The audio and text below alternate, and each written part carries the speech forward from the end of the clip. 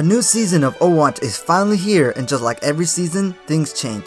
The meta, new characters, and new content. So I thought this would be a perfect time to put together and share my top 5 tips for going to any seasons that could help you guys out. This is my top 5 tips for ranking up in competitive.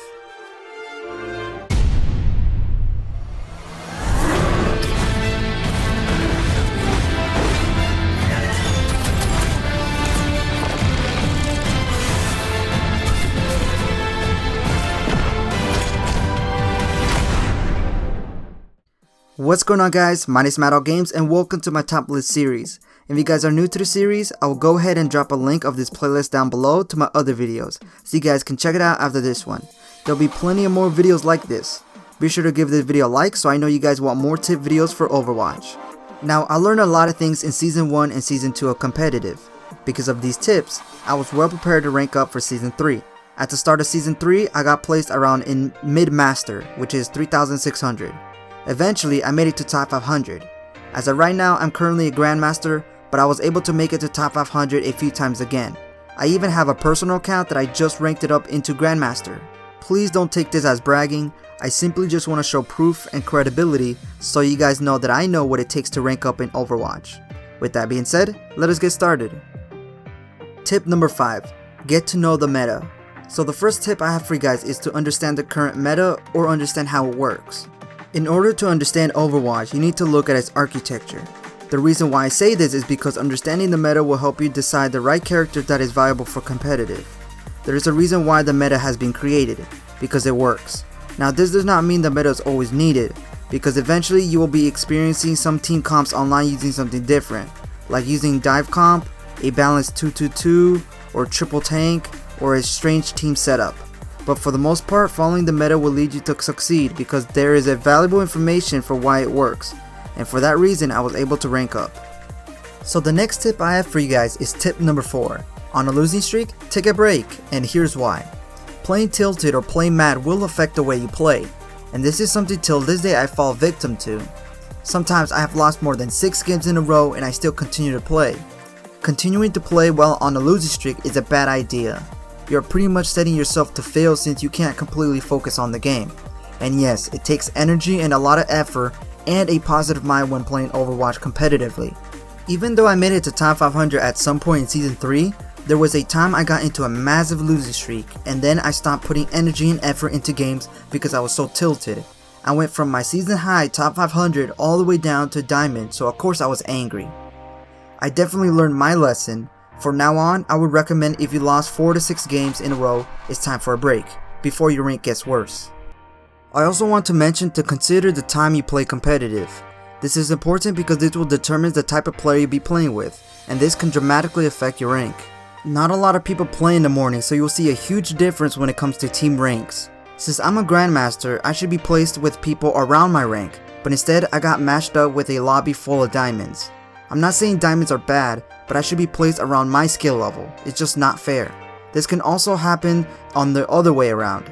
It is unfair to diamond players or whatever rank you are playing against a high ranker because it will make it much more difficult to play against and have fun. Playing in the morning or past midnight will definitely put you in unfair team comps. Just be aware that playing around those times are a little risky. Also, another reason not to play in the morning or at night is because some people don't take the game seriously around those times.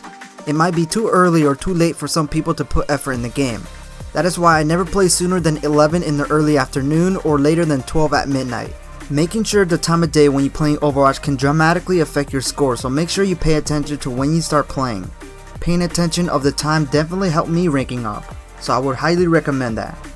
Now for tip number 3. Be comfortable in all roles. Let's be real, you can't always choose the role you want. Sometimes people online are into the same roles as you are. For example, a lot of people like playing DPS, but it's almost always taken, so it's important to be flexible and know how to play other characters in the game, just in case when your main role is taken.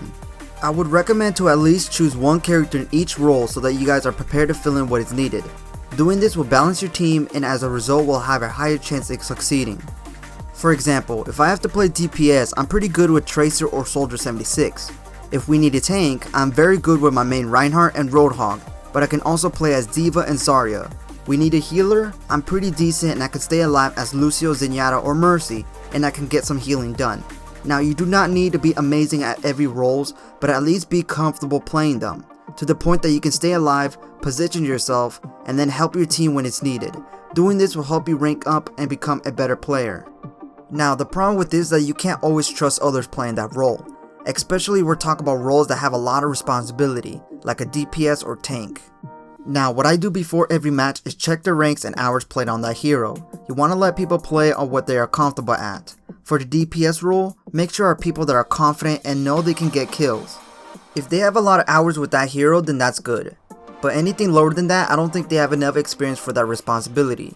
Especially the DPS role, or any role that you want to play. So be sure before every match you check their stats. If you feel like your teammates can't do it, then sometimes you gotta do it yourself, but you gotta be confident with your skills on that role. As you level up in competitive, the game, meta, and rules becomes more strict, so make sure you are confident in your choices when playing competitive. The next tip I have for you guys is tip number 2, and that is to communicate. And not just communicate, but communicate correctly. The reason why communicating correctly is important is because you want to let your teammates know what is going on so you guys can work together and find a solution. You do not just want to talk for the heck of it. I've seen people that try to communicate and all they say is whether they died or to group up. That's it. That is not good communication. Here is an example of good communication, and those are telling your team a Tracer, Reaper, or McCree is flanking and will need to cover your healers. Someone on your team is advancing too much and tell them to get back. Tell someone to combo with you or save their ultimates until later. Who is the biggest threat and how can you counter them? Strategize your plan of attack or defend, especially at the start of the game. If someone is underperforming at that role, maybe they need a switch. You know, these are just some of the things you guys should talk about in order to communicate correctly. There's no such thing as too much communicating. I sometimes let people know the obvious things, but it's just a great way to start working together. You know, I believe you should be communicating in every game, if not most games. If you don't have a mic, then buy one. Trust me, it makes the experience much better. Plus, you might be making some new friends along the way. I sure have. I understand that some of you guys might be shy. Don't worry, I'm a shy guy myself, but nobody will make fun of you for putting effort to win. That is the only way I was able to rank up, because I met people who also wants to win. Since I play Reinhardt, I have no choice but to communicate because Reinhardt is a team player type character. If you guys want to learn how to communicate correctly, be sure to subscribe to my channel because I'll be working on that video in the near future. And trust me, communication takes you a long way. Now for our final tip, tip number 1, and that is to learn game common sense and positioning. And the key word is learn. What I mean by this tip is learn strategies that will keep you and your teammate at advantage. Coming into a new season, you will notice a change in meta or new strategies that will help increase your chances in winning. Now just know that common sense is not the same for everybody. There's things that someone in higher rank knows than someone who is in lower rank that might not. So my advice is to keep learning in better ways when to use your ult, become very skilled at multiple heroes, and know when to initiate a push. You know, things like that. I believe there are 3 ways in learning and getting better in competitive. Those are going into training mode and practice to become very comfortable with your hero and learn how to effectively do your job. This is more of the type of people with a lot of patience. Number 2. Watch professional Overwatch players play in tournaments and pick up some good strategies they use to win. This is a pretty good strategy because while you learn, you are also entertained, but again, you will need to find the time to watch tournaments, which can take a lot of time. Number 3. Buy experience. The more you play, the more you will understand how the game is played. This is more where I'm at. I love learning by experience sometimes, and by going through a lot in the past seasons, I have made my own strategies that might give me a slight edge. Now that we got learning game common sense out of the way, another biggest tip that someone should learn is positioning. This might sound very easy to do, but sometimes it is not. In the moment of the battle, not a lot of people are aware where they're standing at, causing some people to overextend, separate from your team, trickle in, or not covering a lot of ground. For example, in Route 66, while your team is defending, a perfect example of positioning is standing on top of the gas station, because it will give your team an advantage. That is because your team could cover more ground, higher ground, and this allows your DPS like Soldier 76 to safely deal a lot of damage. Again, positioning can help your team have a slight advantage when playing competitive, so why not learn it? I would recommend learning positioning for every map so that you are very comfortable playing those maps. By also learning the map, this can also help you determine what types of hero you should play. For example, on any payload maps, I always play as Reinhardt because I know I can be very effective. But in point capture maps, I always be my second main, Roadhog. I do this because I know playing Reinhardt in point capture maps is a very hard task to do, Positioning is also very hard to do for Reinhardt in maps that are very tight. Plus, shield will break easily. I would rather play Roadhog because everybody will be in hook range, and that could be more beneficial to me and my teammates if I can get a pick. Just remember guys, sometimes taking the time to learn the basics can take you a long way, and no matter what rank you are in the beginning of the season, you always have the opportunity to still rank up. And there you go guys, my top 5 tips for competitive. Before I end this video, I just want to thank you guys for staying all the way till the end, and the video was based on my experience in Overwatch. Just understand that your experience will be different from mine, but I just wanted to make a video on things that got me all the way to top 500. Anyways, I hope you enjoyed this video, and if you did, don't forget to pause for a moment and leave a like. Also, let me know in the comments down below if you found any of these tips useful. If you're new to my channel, subscribe for more Overwatch content.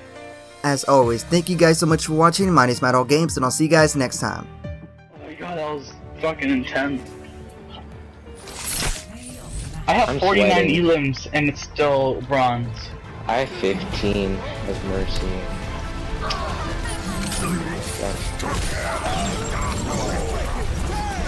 This was a good.